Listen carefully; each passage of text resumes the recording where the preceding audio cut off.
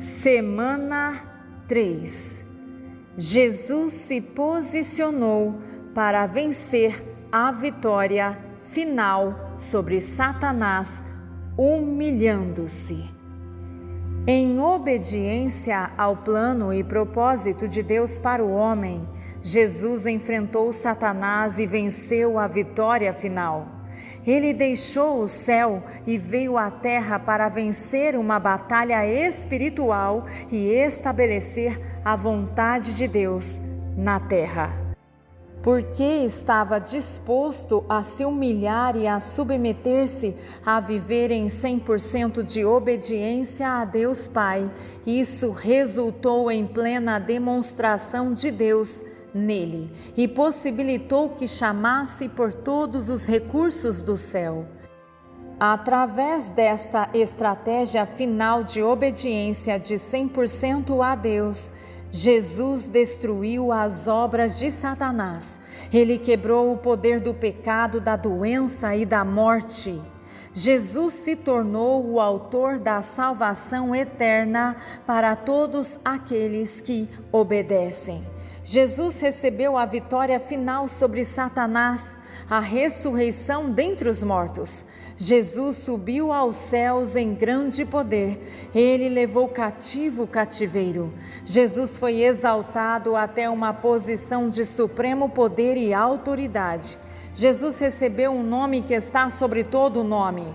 Como foi possível que Jesus, sob a forma humana, vivesse em plena e completa submissão a Deus? Como foi possível que ele levasse sua obediência até o extremo da morte na cruz? O que havia em sua vida que o capacitava a andar em 100% de obediência? Abra sua Bíblia e leia em Filipenses 2, versículos 1 ao 13.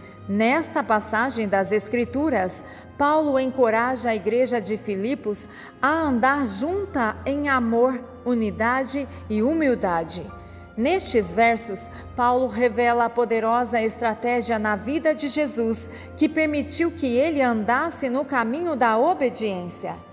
Veja os versos de 5 a 10 na versão ampliada, que lhe dará um entendimento mais claro no sentido original. Tende em vós essa mesma atitude e propósito e a mesma mente humilde que havia em Jesus. Seja ele o vosso exemplo em humildade, aquele que, mesmo sendo essencialmente um com Deus e na forma de Deus, possuindo todos os atributos que fazem de Deus Deus, não considerou que esta igualdade com Deus fosse algo a ser retido, mas se esvaziou de todos os privilégios e dignidade para assumir a forma de servo, escravo, tornando-se em forma de homem e nascendo como ser humano. E depois de ter aparecido em forma humana, se humilhou ainda mais e levou sua obediência até o extremo, até a morte e morte de cruz. Por isto, por ter se humilhado tanto, Deus o exaltou grandiosamente e lhe concedeu um nome sobre todo nome, para que ao nome de Jesus todo joelho se dobre no céu, na terra e debaixo da terra. Filipenses 2, versículos 5 ao 10, adaptados. Antes que Jesus viesse à terra, foi necessário que ele se humilhasse. Jesus era igual a Deus. Ele possuía as mesmas habilidades divinas de ser onipotente, onisciente e onipresente. Ele era o Alfa e o Ômega, um ser sobrenatural, infinito, sem começo e nem fim. Ele era santo, reto e justo. Jesus estava com Deus desde o princípio. No princípio era o Verbo, e o Verbo estava com Deus, e o Verbo era Deus. Ele estava no princípio com Deus. Todas as coisas foram feitas por intermédio dele, e sem ele, nada do que foi feito se fez. João 1, versículos 1 ao 3. Ele criou o sol, a lua, as estrelas, a terra. Tudo na terra e no céu estava sujeito a ele. Todos os anjos, inclusive Lúcifer, estavam em sujeição a ele. Ele estava com Deus no céu, quando Lúcifer liderou 1/3 dos anjos em rebelião contra Deus e foi lançado fora do céu. Jesus disse a seus discípulos: "Eu via a Satanás caindo do céu como relâmpago." Lucas 10, versículo 18. Jesus não considerou que esta igualdade com Deus fosse algo a ser retido. Filipenses 2, versículo 6, adaptado. Apesar de ser um com Deus, ele não insistiu em manter sua posição de igualdade, mas, de boa vontade, deixou-a.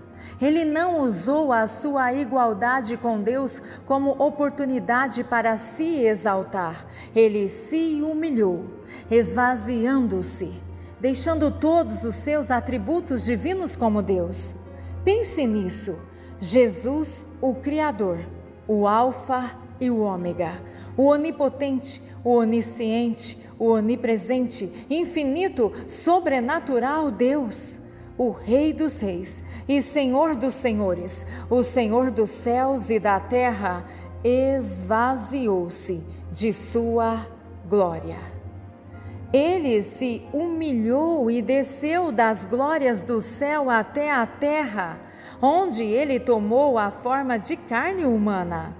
Aquele que dominava no céu sobre os anjos foi feito um pouco menor do que os anjos. Hebreus 2, versículo 9. Ele não deixou de ser Deus, mas, enquanto esteve na terra, não usou nenhuma de suas habilidades divinas.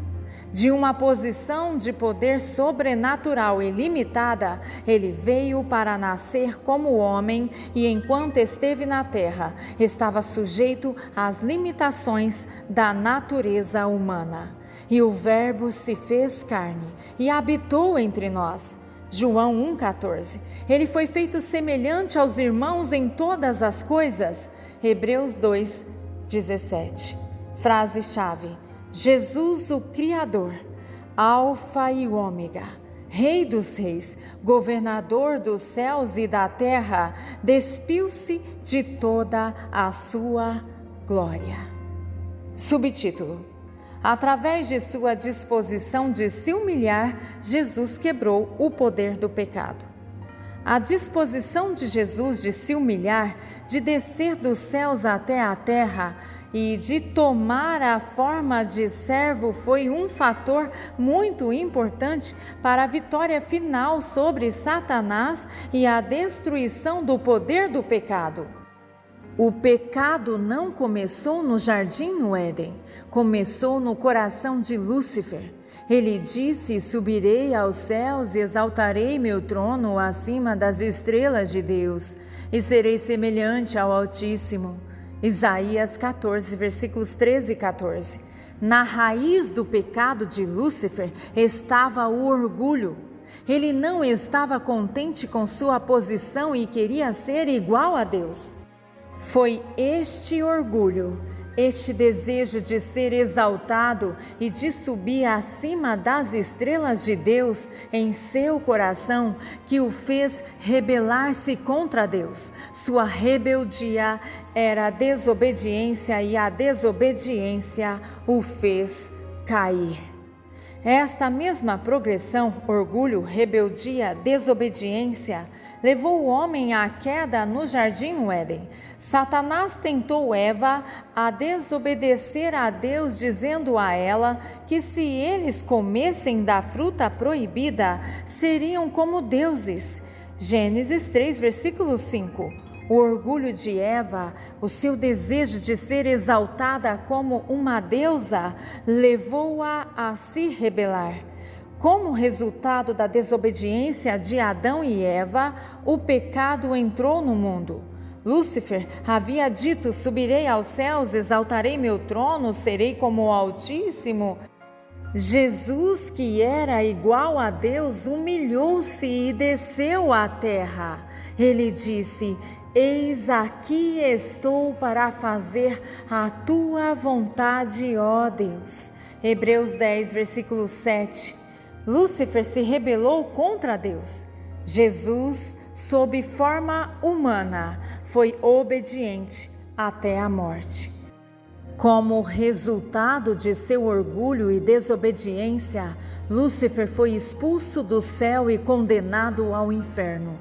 Como resultado da desobediência do homem, seu relacionamento com Deus foi rompido e ele se tornou um servo de Satanás e foi condenado à morte.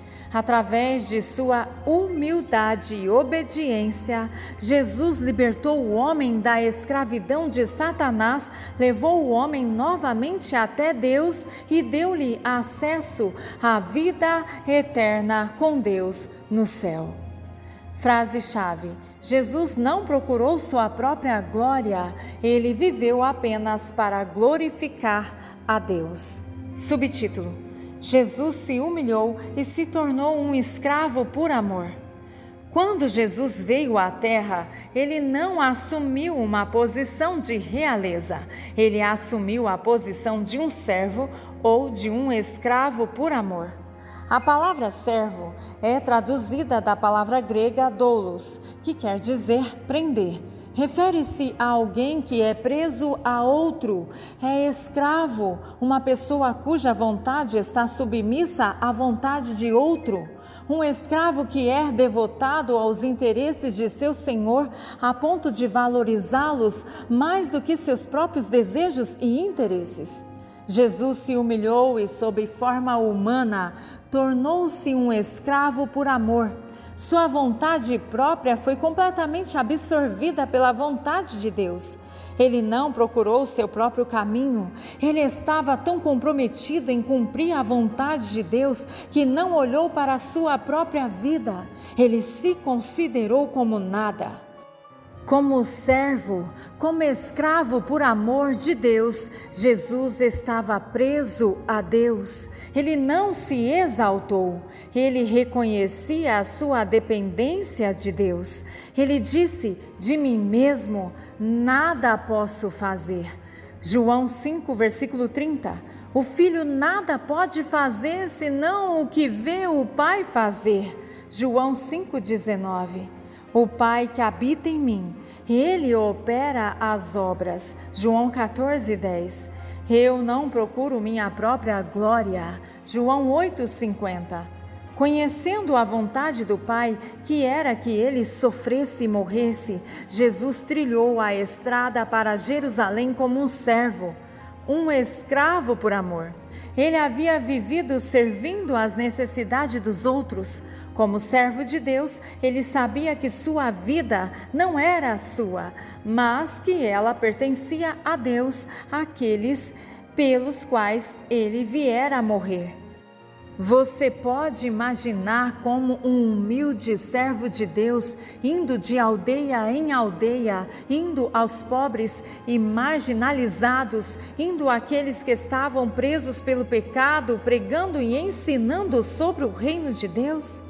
Você pode imaginá-lo como um humilde servo de Deus, andando pelas ruas, parando para curar um mendigo cego, Lucas 18, versículos 35 ao 43, para oferecer vida eterna à mulher samaritana no poço, João 4, versículos 13 ao 15, ou para ressuscitar o filho de uma viúva, Lucas 7, versículos 11 ao 15.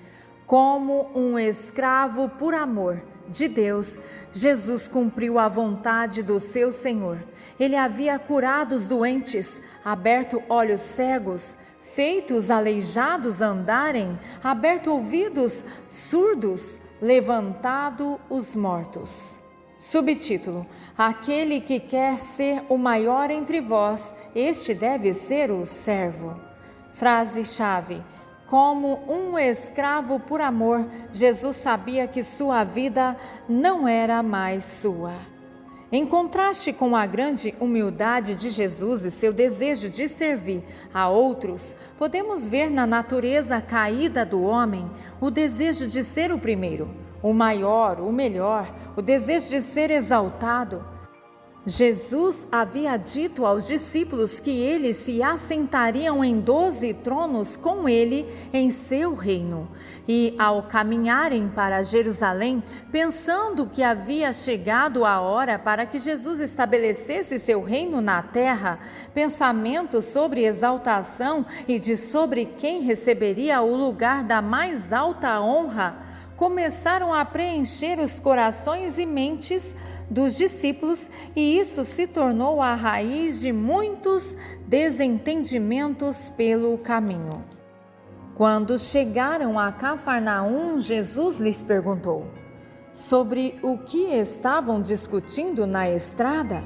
Marcos 9, versículo 33. Os discípulos não responderam a Jesus porque estavam envergonhados. Eles não queriam que Jesus soubesse que eles haviam estado discutindo sobre quem seria o maior no seu reino. Jesus sabia o que se passava em seus corações.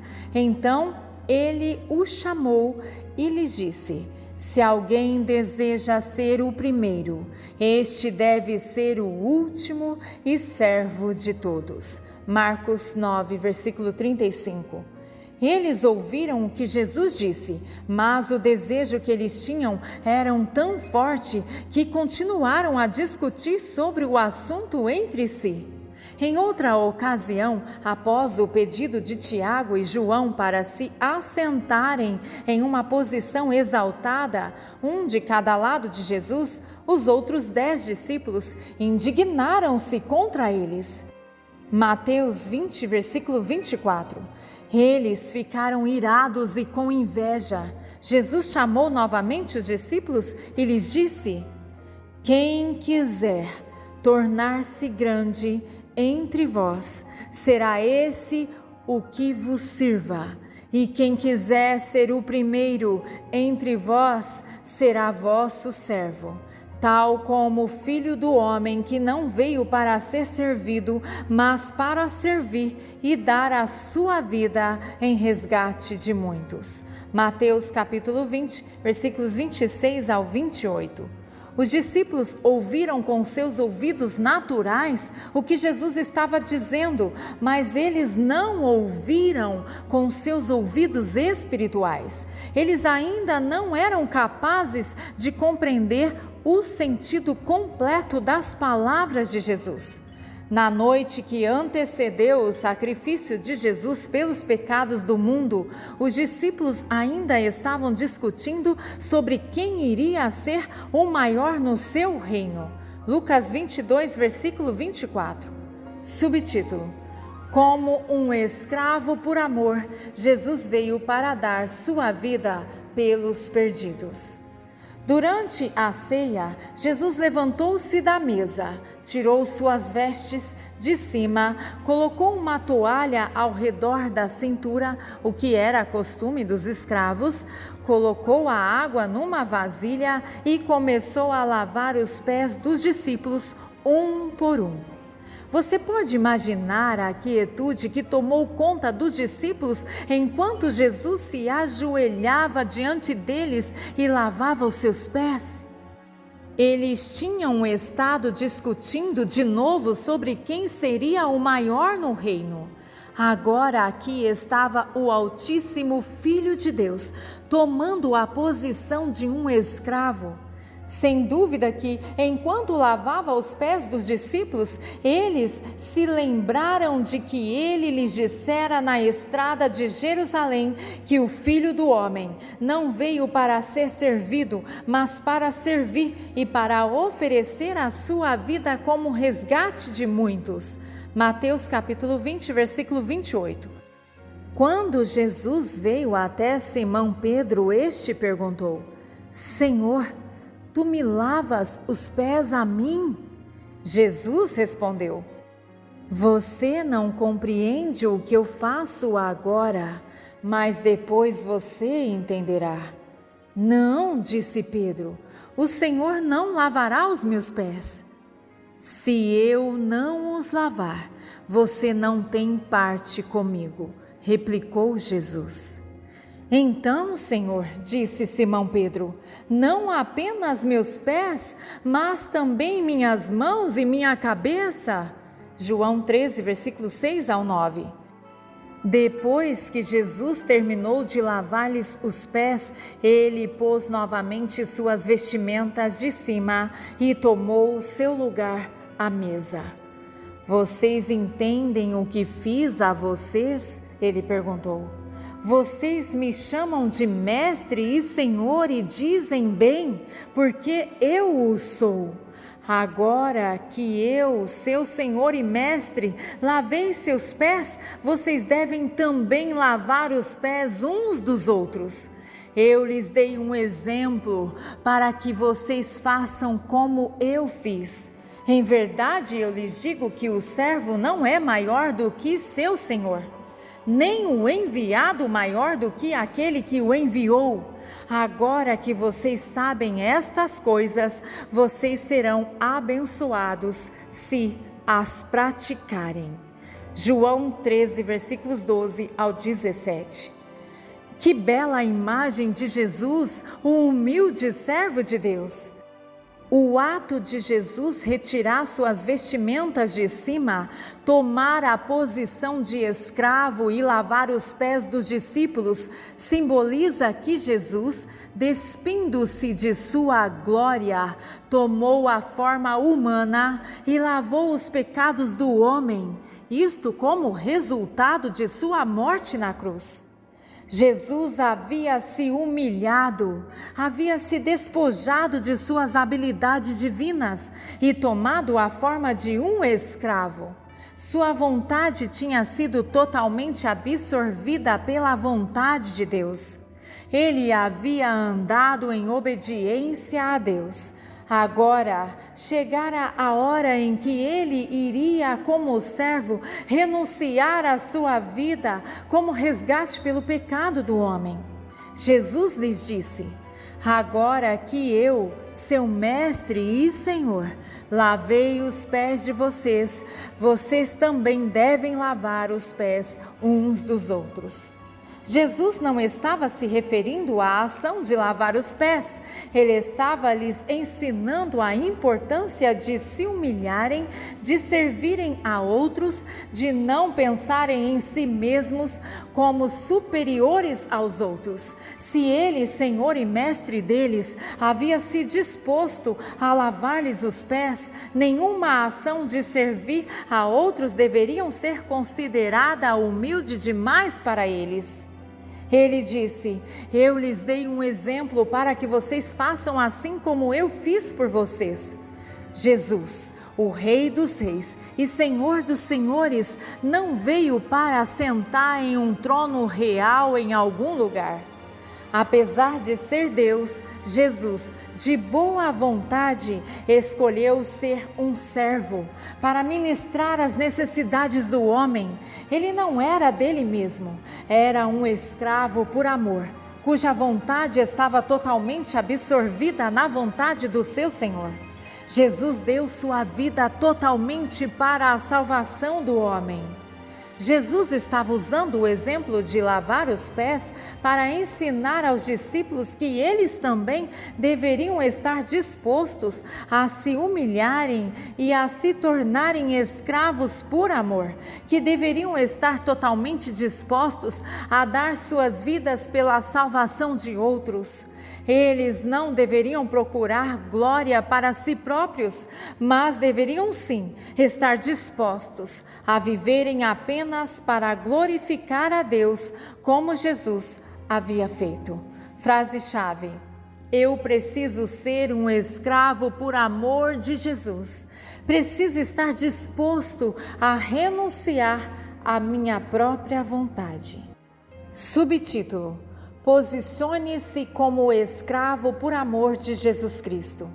Assim como foi necessário que Jesus se humilhasse antes de se submeter a Deus e andar em obediência à sua vontade, você também precisa se humilhar antes de poder andar em obediência à sua vontade. Paulo disse aos Filipenses: tendes em vós a mesma atitude e propósito e mente humilde que havia em Cristo Jesus. Seja Ele o vosso exemplo em humildade. Filipenses 2, versículo 5. Jesus disse: eu lhes dei um exemplo para que vocês façam assim como eu fiz por vocês. João 13, versículo 15. Você precisa se posicionar para vencer a vitória final sobre Satanás, primeiro se humilhando e se tornando um escravo por amor de Jesus Cristo. A sua vontade deve estar totalmente absorvida pela vontade de Deus. Você não deve considerar nenhuma tarefa humilde demais na obra do Senhor. Você precisa renunciar à sua vida, a seus interesses e desejos. Você não deve buscar a aprovação ou reconhecimento dos homens, mas viver para glorificar a Deus. Você precisa considerar sua vida não mais como sua e estar totalmente disposto a renunciar à sua vida para a salvação de outros.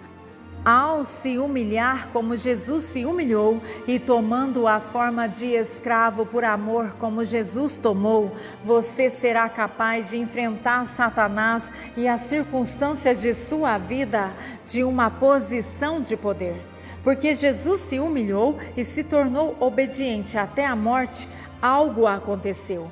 Por isso, por ter se humilhado tanto, Deus o exaltou grandemente e lhe concedeu o nome sobre todo o nome, para que ao nome de Jesus todo joelho se dobre no céu e na terra, e toda língua, franca e abertamente, confesse e reconheça que Jesus Cristo é Senhor, para a glória de Deus Pai. Filipenses 2, versículos 9 ao 11. Porque ele se humilhou e foi obediente, Deus o exaltou até uma posição de poder e autoridade à sua mão direita, e deu-lhe um nome que está acima de todo nome. Porque Jesus se humilhou e foi obediente à vontade de Deus, ele recebeu um nome pelo qual ele poderia se levantar contra o poder do inimigo e o inimigo não poderia vencê-lo. Porque Jesus se humilhou e foi obediente quando ele enfrentou Satanás, ele pôde recorrer a todos os recursos do céu para vencer a vitória final sobre ele. Frase-chave: na lição do próximo mês estarei compartilhando com você uma revelação acerca do nome que está acima de todo nome e de como você poderá usá-lo como uma estratégia poderosa para viver em vitória sobre Satanás e preparar o seu coração para recebê-la. Subtítulo: ao humilhar-se, Deus o exaltará e lhe dará poder sobre o inimigo. Muitos cristãos hoje procuram a manifestação de Deus em suas vidas. Eles querem o poder de Deus liberado em suas vidas para terem autoridade sobre doenças, problemas financeiros, problemas familiares e querem poder para operar as obras de Deus, para testemunhar, curar os doentes, expulsar os demônios. Porém, falta-lhes poder. Uma das maiores razões pelas quais os cristãos hoje não estão andando em vitória e fazendo as obras que Cristo fez há mais de 2000 anos é que eles não estão dispostos a seguir o exemplo de Cristo. Não estão dispostos a se humilhar e a andar em obediência à vontade de Deus. Preciso alertá-lo, um espírito de engano tem entrado nas igrejas.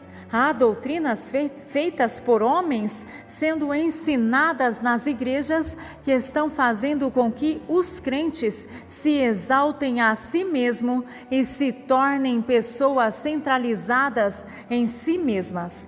A palavra nos ensina a nos humilharmos, a nos tornarmos nada aos nossos próprios olhos. Jesus reconheceu sua total dependência de Deus, dizendo: de mim nada posso fazer. João 5,30. Paulo fala à igreja de Corinto: minha pregação não consistiu em palavras persuasivas de sabedoria humana, mas em demonstração de poder. 1 Coríntios 2, versículo 4. Paulo não estava dependendo de sua própria sabedoria ou habilidade. Sua confiança não estava nele mesmo, mas no poder de Deus. Teologias feitas por homens têm se infiltrado na igreja e têm ensinado aos cristãos a confiarem em técnicas de pensamento positivo e em fórmulas de sucesso para viver bem.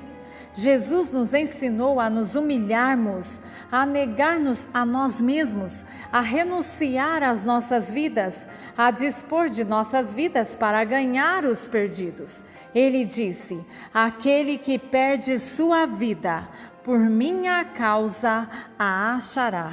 Mateus 10, versículo 39. Aquele que não abandonar tudo quanto tem, não pode ser meu discípulo. Lucas 14, versículo 33. Quem ama a seu pai ou sua mãe mais do que a mim, não é digno de mim. E aquele que ama mais seu filho ou sua filha do que a mim, não é digno de mim. Mateus 10, versículo 37. Teologias humanas têm ensinado os cristãos a focalizarem a atenção em si mesmos e no que eles próprios podem conseguir através de confissão e de tomar posse da promessa de Deus. Eles estão buscando satisfazer a carne. Cursos e seminários de estudos têm tido como tema a confissão positiva. Como reconhecer o que você quer e como tomar posse dele. Como melhorar a autoestima ou a autoimagem. Como construir uma autoestima e amor próprio. Os cristãos estão aprendendo assim.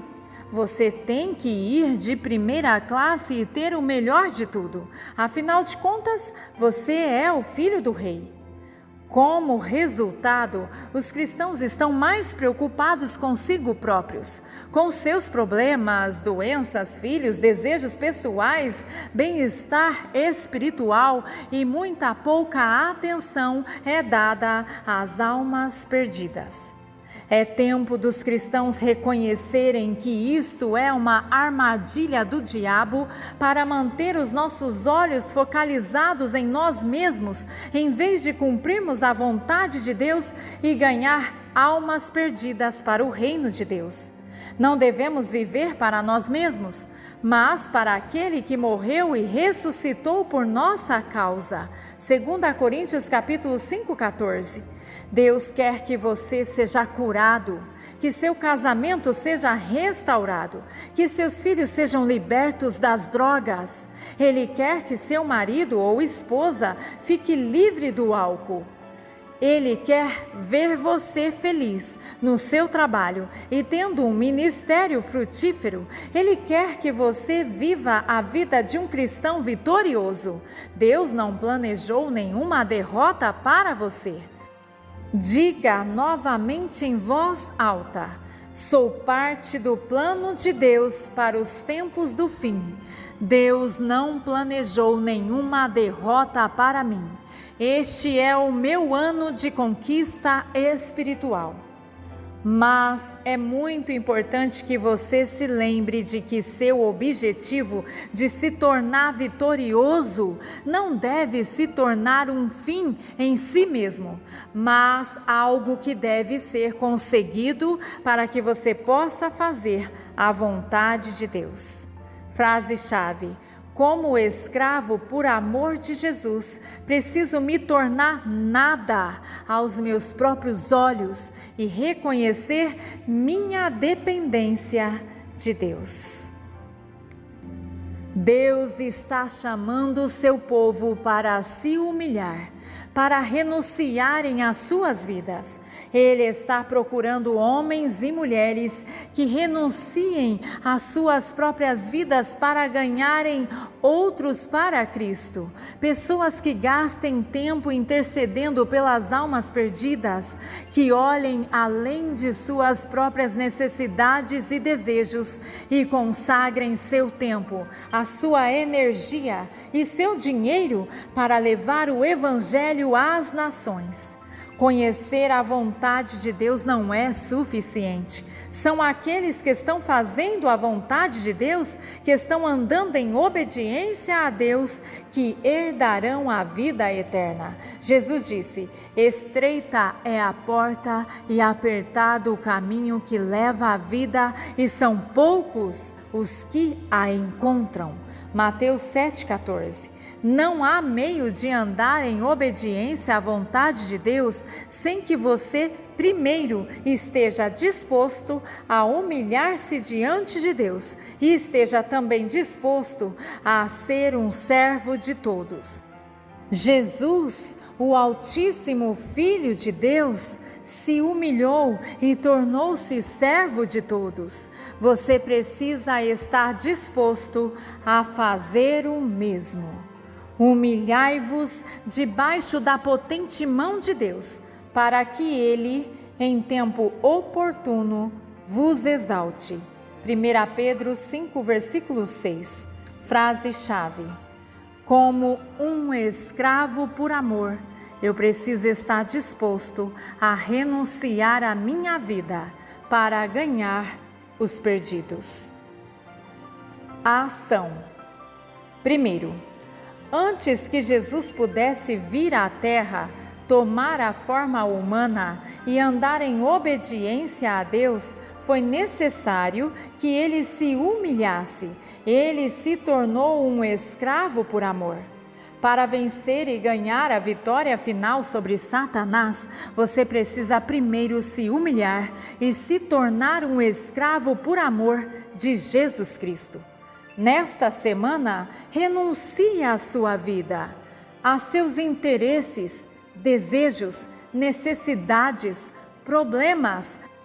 Absorva-se totalmente em ganhar almas perdidas. Renuncie à sua vida em favor dos perdidos. Focalize seus esforços, seu tempo, seu dinheiro na salvação das almas. 2. Nesta semana, peça a Deus para dirigir você até alguém ou trazer até o seu caminho alguém que não seja salvo. Reserve tempo para orar e interceder por eles. Depois que eles tiverem recebido a Cristo, não os esqueça. Como escravo por amor de Jesus Cristo, sirva-os. Ajude-os a se estabelecerem em uma congregação de crentes onde o Evangelho seja pregado de modo completo. Convide-os para estudar a Biblioteca da Vitória Milagrosa com você a cada semana. Aleluia! Glórias seja dada ao nosso Deus. Amém.